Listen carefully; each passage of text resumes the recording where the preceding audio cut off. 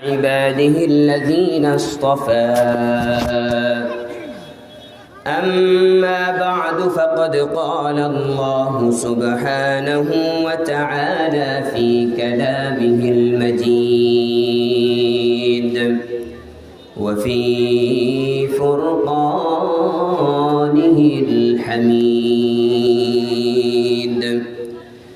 أعوذ بالله من الشيطان الرجيم بسم الله الرحمن الرحيم ففروا إلى الله إني لكم منه نذير مبين صدق الله مولانا العظيم وقال نبينا وإمامنا وقدوتنا صلى الله عليه وسلم اغتنم خمسا قبل خمس شبابك قبل هرمك وصحتك قبل سقمك وغناك قبل فقرك وفراغك قبل شغلك وحياتك قبل موتك أو كما قال النبي صلى الله عليه وسلم وصدق رسوله النبي الكريم ونحن على ذلك لمن الشاهدين والشاكرين والحمد لله رب العالمين معزز حاضرين সম্মানিত মুরব্বিয়ানে ইজম আমার প্রাণপ্রিয় কলিজার টুকরা যুবক ভাইয়েরা, আজ চৌধুরীপাড়া নুরানি মাদ্রাসা কর্তৃক 10তম বার্ষিক মাহফিলের এই অধিবেশনে আমাকে কর্তৃপক্ষ একটি বিষয় দিয়েছেন, যুব সমাজের অধঃপতন এবং তার প্রতিকার। কেন যুব সমাজ নষ্ট হয়ে যাচ্ছে? তাদের কি কোনো দায়িত্ব নেই? তাদের কি কোনো বোধগম্যতার প্রয়োজনীয়তা নেই? এই প্রশ্নগুলো কি আমাদের করা উচিত নয়? আমরা কি একে অপরকে বলা উচিত নয় যে আমি যুবক হয়েছি, আমার কি কোনো দায়িত্ব নেই? আমার যৌবন কি এইভাবেই চলে যাবে? অথচ মানুষের জীবনের কমপ্লিট 3টা অংশ থাকে একটা লাইফের মধ্যে, একটা জীবনের মধ্যে একটা মানুষের 3টা ভাগ থাকে। তার শৈশব হয়, তারপরে যৌবন হয়, তারপরে তার একটা বার্ধক্য আসে। এই 3 কালের মধ্যে সবচাইতে গুরুত্বপূর্ণ এবং মূল্যবান সময় হলো যৌবনকাল। যৌবনকাল এত বেশি মূল্যায়ন আল্লাহর কাছে, এত বেশি মূল্যায়ন তার রাসূলুল্লাহর কাছে। আপনি ইসলামের ইতিহাস পড়লে দেখবেন যুবকেরা কিভাবে ইসলামের সহযোগিতা করে। আপনি আল্লাহ রাব্বুল আলামিনের কোরআনটাকে স্টাডি করেন, পাবেন যুব সমাজের ভূমিকা কি। হযরত ইব্রাহিম যুবককালে কি করেছেন, হযরত ইসমাঈল যুবক অবস্থায় কেমন ভূমিকা পালন করেছেন ইসলামের জন্য, পেয়ে যাবেন। তো আমরাও তো যুবক, আমাদেরও কিছু দায়িত্ব আছে। এই কারণে নবী করিম সাল্লাল্লাহু আলাইহি ওয়াসাল্লাম হাদিস শরীফের মধ্যে বলেন, قال رسول الله صلى الله عليه وسلم اغتنم خمسا قبل خمس। নবী পাক সাল্লাল্লাহু আলাইহি ওয়াসাল্লাম বলে 5টি বস্তুকে মূল্যায়ন করো, আরো 5টি বস্তু তোমার কাছে এসে যাওয়ার আগে 5টা অবস্থা তোমার কাছে আসবে, বিরাজ করবে। ওই 5 অবস্থা তোমার কাছে আসার আগে অন্য যে 5 অবস্থায় তুমি ছিলে, ওই 5 অবস্থাকে তুমি বেশি বেশি মূল্যায়ন করো। নবী পাক সাল্লাল্লাহু আলাইহি ওয়াসাল্লাম মূল্যায়নের জায়গা থেকে পাঁচ যেই সময়গুলো, ওই 5 সময়কে যে মূল্যায়ন করার কথা বলেছেন, তার মধ্যে সর্বপ্রথম রাসূলুল্লাহ আদেশ করেন শাবাবাকা ক্বাবলা হারামিক, বলে বার্ধক্য এসে যাওয়ার আগে আগে তুমি তোমার যৌবনকে মূল্যায়ন করো, তোমার যৌবনকে আল্লাহর জন্য ওয়াকফ করে দাও। যৌবন আসার পর যে ইবাদত তুমি আল্লাহকে দেবে, ওই ইবাদত আনমোল হবে, ওই ইবাদতের কোনো মূল্য হবে না। বলে বার্ধক্য অবস্থা তো এমন হয়, হযরত শেখ সাদি আলাইহির রাহমা বলেন, হযরত শেখ সাদি বলে একজন মানুষ যখন বৃদ্ধ হয়ে যায় তার আর কিছু করার থাকে না, ঘরে গেলে নাতিপুতি বকে। ওই যে ছেলের স্ত্রীর সাথে বেশি টকঝক করলে ছেলের স্ত্রীটা নারাজ হয়, ওই সময় আর ঘরে থাকার মতো ব্যবস্থা থাকে না, ওই সময় তাকে বাধ্য হয়েই মসজিদে এসে বসে থাকতে হয়। এই কারণে নবী পাক সাল্লাল্লাহু আলাইহি সাল্লাম বলে, যখন তুমি মসজিদে আসার জন্য বাধ্য হয়েছো ওই সময়ের মসজিদে আসা, আর যখন তুমি মসজিদে আসার জন্য বাধ্য ছিল না ওই সময়ের মসজিদে আসা, দুটোটা কখনো এক না। যুবককে সবাই মূল্যায়ন করে, যুবকের পকেটের টাকা মাহফিলে খরচ হয়, যুবকের পকেটের টাকা দিয়ে মসজিদ হয়, যুবকের পকেটের টাকা দিয়ে মাদ্রাসাগুলো নির্ণয় করে যে কিভাবে সহযোগিতা পাওয়া যায়, সব কিছু যুবকের পকেটের টাকা দিয়ে হয়। বার্ধক্য চলে আসার পর খুব কম মানুষের ওই নসিব হয় দান সদকা এবং এই সমস্ত বিষয়ের, কারণ বার্ধক্য এসে গেলে একটা মানুষ পরনির্ভর হয়ে যায়, পরনির্ভর হওয়ার কারণে তার পকেটে কোনো টাকা থাকে না। বুঝে আসছে না? তো যৌবন তো ছিল তোমার প্রভাবের, প্রতিপত্তির, সেটাকে কোথায় ব্যয় করেছে হিসাব আছে না নাই? কিয়ামতের দিন কি জিজ্ঞাসা করা হবে না? এমনি এমনিতেই ছেড়ে দেয়া হবে? কথা কি বুঝাইতে পারছি? আল্লাহু আকবার, আল্লাহ। ও আমার যুবক ভাইরা, নবী পাক সাল্লাল্লাহু আলাইহি ওয়াসাল্লাম আমাদেরকে বলে, তুমি সুস্থ আছো, তবে অসুস্থ হয়ে যাওয়ার আগে আগে তোমার সুস্থতার মূল্যায়ন তোমাকে দিতে হবে। কারণ অসুস্থ অবস্থায় তুমি যে একটা গ্লানিতে পড়বে, ওই গ্লানিটা আসার আগে আগে তুমি আল্লাহর ইবাদত করে নাও। ওই সময় তো মাজুরি চলে আসবে, আল্লাহকে বলবে আল্লাহ তো পারি না। তো আল্লাহ যদি এই প্রশ্ন করে যখন পারতা তখন কেন করো নাই, তখন কি জবাব হবে? কি জবাব হবে ও আমার প্রিয় ভাইরা? কি জবাব হবে চিন্তা করেছেন কখনো? নবী পাক সাল্লাল্লাহু আলাইহি ওয়াসাল্লাম ৩য় নম্বরে বলেন ওয়াগিনাকা ক্বাবলা ফাকরিক, বলে টাকা ইনকাম করো, মাসে ৩০-৪০ হাজার, ৫০ হাজার, ১ লক্ষ টাকা করে পাচ্ছ, এই পাওয়াটা কিন্তু সারা জীবনের জন্য না। একটা সময় আসবে যে সময় এই টাকা তুমি পাবেও না, আর খরচ করার জন্য জায়গাও থাকবে না। এই কারণে টাকাটা যখন তোমার কাছে আসতেছে, তুমি যখন টাকাটা ইনকাম করতেছ, অর্থাৎ তুমি এখন ধনী, এই ধনী অবস্থায় আল্লাহর রাস্তায় বেশি বেশি ব্যয় করো।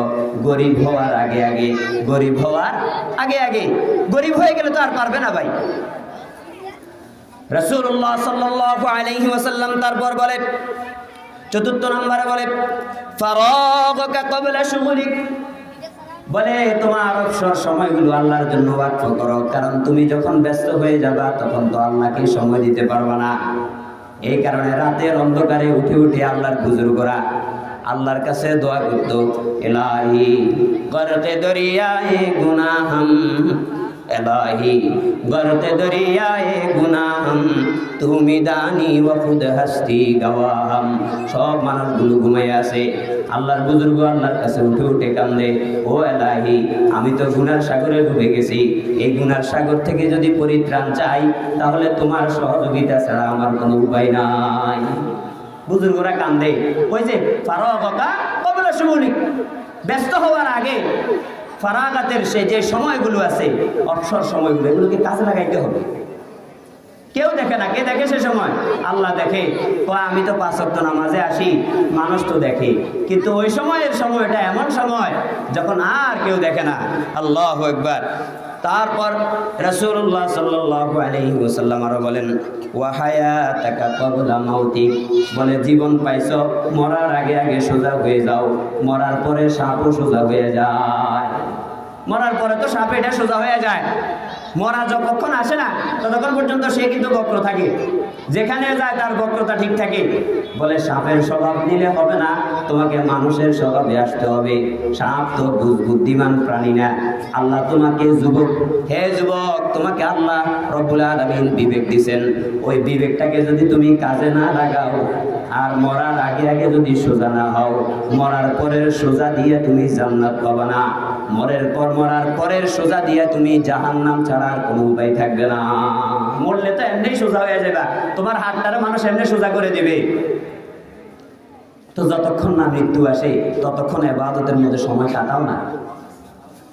প্রিয় যুবক ভাইয়েরা আমার, কবি বলেন, দাইফুন জারানা আকামা ইনদানা কলিলা সাওয়াদাস সুহুফা বিযুনুবি ওয়া ওয়াল্লাহ, সাওয়াদাস সুহুফা বিযুনুবি ওয়া ওয়াল্লাহ।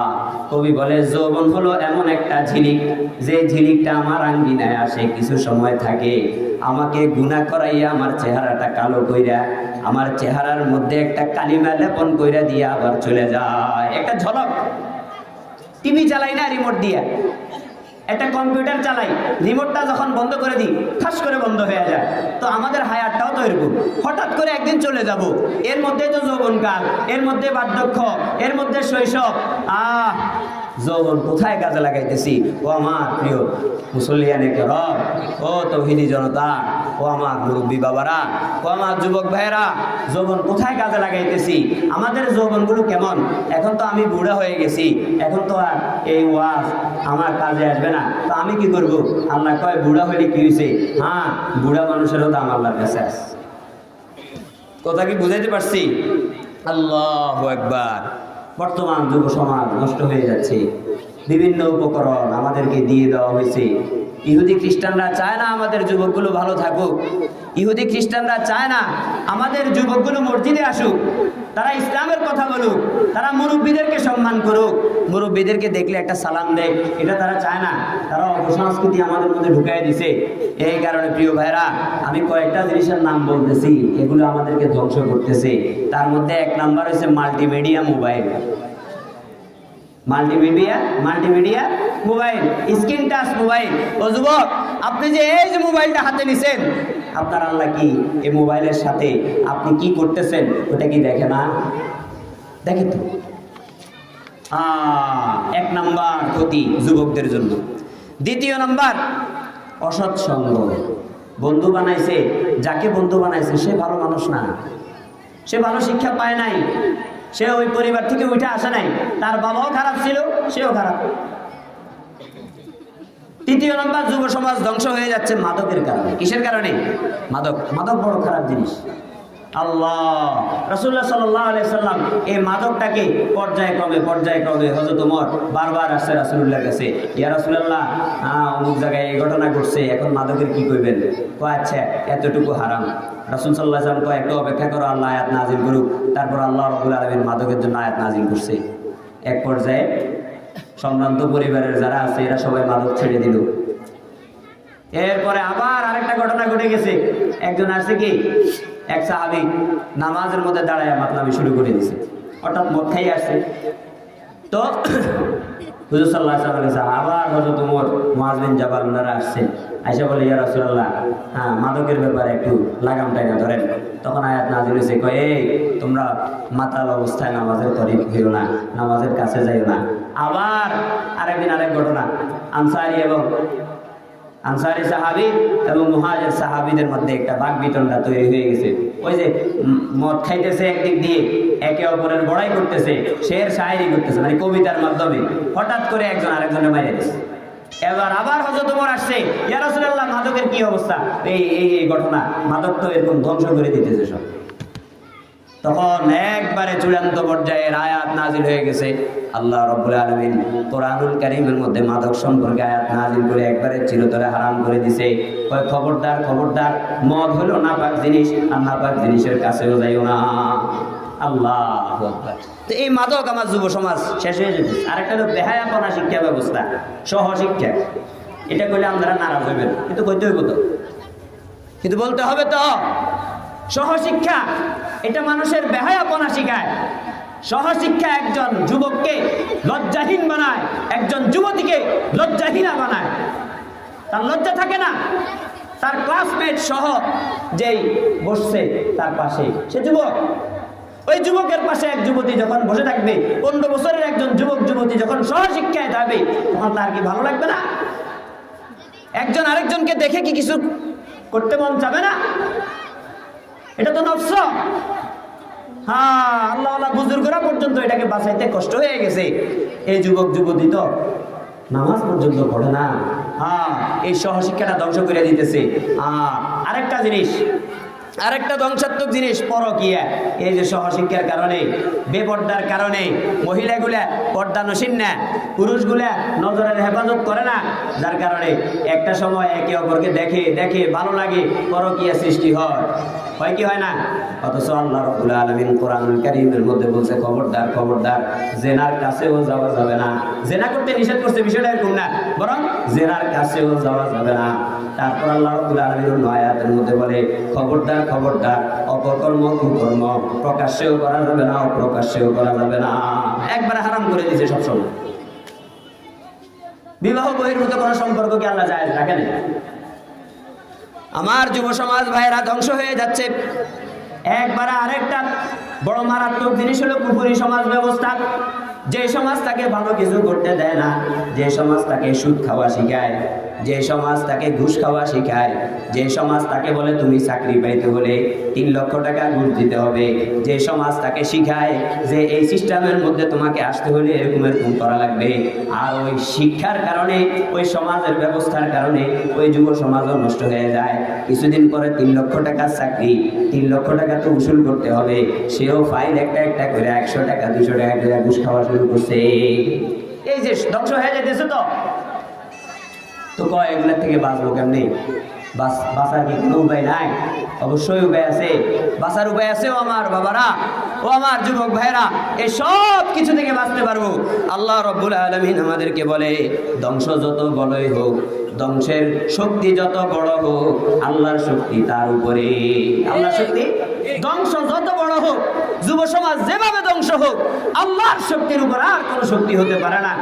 আল্লাহ রাব্বুল আলামিন কোরআনুল কারীমের মধ্যে আমাদেরকে উদ্দেশ্য করে বলেন, যদি সংশোধন চাও, যদি ভালো হয়ে যেতে চাও, যদি চাও নারীর প্রতি লোভ না আসুক, যদি চাও বেপরদাগিরি না হোক, যদি চাও সুদ না খাও, যদি চাও ঘুষ না খাও, আল্লাহ রাব্বুল আলামিন বলে, ফাফিরু ইলাল্লাহ ইন্নী লাকুম মিনহু নাযীরুম মুবিন।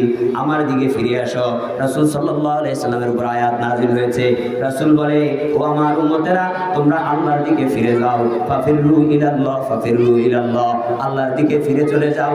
ইন্নী লাকুম মিনহু নাযীরুম মুবিন, আমি তো আল্লাহর পক্ষ থেকে তোমাদেরকে সুস্পষ্ট সতর্ককারী হিসেবে আসছি। আমি সতর্ক করার জন্য আসছি, আর সতর্ক করে দিলাম। এরপরে যদি সংশোধন না হও, তাহলে তো আল্লাহ তোমার সুদের থেকে বাঁচাবে না, তোমার ঘুষের থেকে বাঁচাবে না, তোমার 5 ওয়াক্ত নামাজই বানাবে না। তুমি তো আগে চেষ্টা করতে হবে।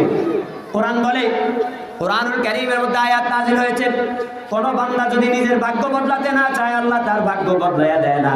কোন জাতি যদি নিজেকে সংশোধন না করে, তাদের জন্য ভালো কিছু আসে না।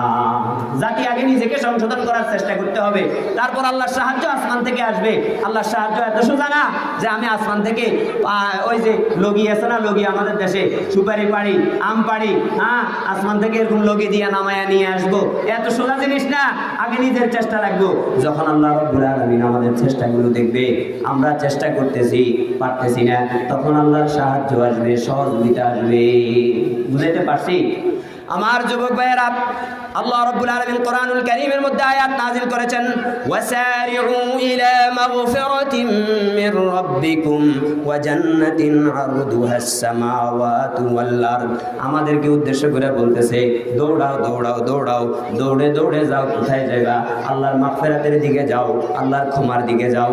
আল্লাহ যেখানে গেলে ক্ষমা করে দিবে, আল্লাহ মসজিদে গেলে ক্ষমা করে দিবে, আল্লাহ নামাজ পড়লে ক্ষমা করে দিবে, আল্লাহ মুরব্বীদেরকে সম্মান করলে ক্ষমা করে দিবে, আল্লাহ মাকে শ্রদ্ধা করলে ক্ষমা করে দিবে, আল্লাহ বাবাকে শ্রদ্ধা করলে ক্ষমা করে দিবে, আল্লাহ হুজুরদেরকে মহব্বত করলে ক্ষমা করে দিবে। আছে না নাই? ভালো কাজগুলো করো, ফাস্তাবিকুল খায়রাত, কোরআন কারীমের আয়াতের মধ্যে আসছে ফাস্তাবিকুল খায়রাত, বলে কল্যাণময় কাজ যেগুলো আছে সেগুলোতে অগ্রগামী হয়ে যাও, সেগুলোতে সামনের দিকে চলে যাও। সেগুলোতে যদি পিছনে থেকে যাও তাহলে জান্নাতে যাইতে পারবে না, পিছনে তো জাহান্নাম, জাহান্নামের উপর দিয়ে ফুলসেরাত, ওই ফুলসেরাত পাড়ি দেওয়া ছাড়া কোনো নবীও জান্নাতে যাইতে পারবে না। তা কি বুঝাইতে পারছি? আমার যুবক ভাইরা, এটাই হলো পরিত্রাণের একমাত্র উপায়। আল্লাহর হয়ে যান, আল্লাহ আপনাকে সব দিয়ে দিবে। আর যদি ফিরে চলে আসতে পারি, প্রেম ভালো লাগবে না। আল্লাহকে যখন মহব্বত করে ফেলবো, আল্লাহকে অন্তরের মধ্যে জায়গা যখন দিয়ে দিব, আল্লাহ রাব্বুল আলামিনের মহব্বত যখন পয়দা হয়ে যাবে, তখন নামাজ ভালো লাগবে, তখন জিকির ভালো লাগবে, তখন কোরআন মাজিদের তেলাওয়াত ভালো লাগবে, তখন বিভিন্ন আর করোনারই ভালো লাগবে না, তখন খারাপ কাজ করতে আর ভালো লাগবে না। আর এই ভালো না লাগাটাই হলো আল্লাহর বড় নিয়ামত, আল্লাহর বড় নিয়ামত। ভালো কোনো কাজ করলে কি ভালো লাগে, আবার খারাপ কাজের দিকে যাইলেই অন্তরে ভয় লাগে, এটাই আল্লাহর নিয়ামত। এটাই কি আল্লাহর নিয়ামত? ওই যে খারাপ কাজ করতে গেলে অন্তরটা কাঁপে, আরে কি করতেছি, না জানি কোনো পথভ্রষ্ট হয়ে যেতেছি কিনা। কথা কি বুঝাইতে পারছি?